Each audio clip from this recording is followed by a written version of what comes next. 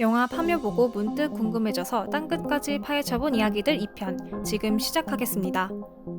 여우가 범의 허리를 끊었다. 이 대사의 뜻 다들 눈치채셨나요? 영화에서 지속적으로 등장하는 이 범, 바로 우리나라 대한민국 한반도를 상징하는데요. 마치 호랑이가 앞발을 치켜들고 나는 듯 펄쩍 뛰는 모습이 땅의 형상과 같다고 하여 전해져 오는 이야기죠. 지도상 호랑이의 허리는 태백산과 연결됩니다. 태백산맥으로 이어지는 백두대간의 줄기는 호랑이의 척추에 해당하는 것인데요. 태백산맥은 한반도의 동부를 종단하고 있는 큰 중심으로 호랑이로 치면 핵심 골격인 셈이죠. 예로부터 현간에서는 우리 민족의 정신과 기상이 백두대간으로부터 나온다고 하였었는데요. 우리의 민족성을 말살시키고자 했던 일본은 비밀리에 산에 쇠말뚝을 박아서 민족 정기를 끊어내려고 했다는 증언과 이야기가 전해져 내려오고 있습니다. 물론 일본은 풍수에 관심이 없었고 그저 토지조사와 측량용으로 심어놓은 것이라는 의견이 나오기도 합니다. 또한 현대에 들어 군부대 및 산림청과 같은 기관들이 이를 심어놓은 말뚝이라고 하여 논란이 되기도 하였었죠. 그러나 일본은 일제강점기 당시 조선 명당의 묘를 쓰는 매장 문화를 보고 놀라워하며 조선의 문화를 상당히 기록으로 남겼습니다. 특히 무라야마 준지를 탄생시킨 실존 인물이라고 추정되는 무라야마 지주는 조선의 풍수라는 책을 편찬하기도 하였는데요. 이 책은 명당과 땅의 혈자리 연구가 집대성된 책이라고 할 수 있습니다.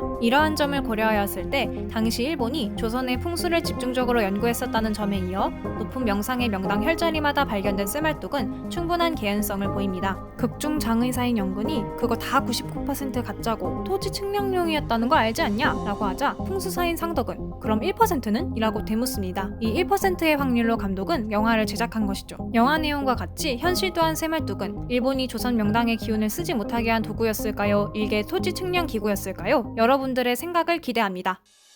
기존세 주인공들의 공포심을 자극하던 도깨비불, 과연 그 정체는 무엇일까요? 영화에서는 도깨비를 동물이나 인간의 사념이 사물에 붙은 정령이라고 정의합니다. 인간 말뚝인 일본 사무라이 정령은 새벽이 되면 불덩어리로 변해 하늘을 날아다니다가 원래 있던 자리로 돌아갑니다. 당시 영화관에서 볼 때는 벙쪘는데 챕터명 5번 도깨비불을 전개하기 위한 하나의 요소였음을 알 수 있었어요. 또한 영화 초반 무당 이화림의 나레이션에서도 도깨비가 언급되는 걸로 봐선 일본 정령의 정체는 일본의 도깨비, 오니인 것으로 유추가 가능하죠. 그러나 현실에선 이 오니와 도깨비의 존재는 엄연히 다르다는 사실. 오니는 일본의 민담과 향토 신앙에 등장하는 자낙무도한 요괴, 뿔 달린 악귀라면 도깨비는 한국 민담에 등장하는 인간과 친숙한 신이라고 할 수 있습니다. 드라마 도깨비에 나온 모습과 비슷하다고 할 수 있죠. 도깨비는 돛가비, 귓것, 망량, 김서방, 허채 등 여러 이름으로 불려왔습니다. 사람들 속에 섞여 씨름내기도 하고 메밀과 수수팥떡을 좋아하고 장난도 치고 도움을 주는 등 인간적인 모습을 가진 친숙한 존재로 전해집니다. 우리나라 도깨비의 흔적은 유물에서도 찾아볼 수 있는데요. 고구려 도깨비기와 백제 도깨비 전돌, 신라시대 도깨비기와 문고리 등 삼국시대 도깨비 에디션을 확인할 수 있고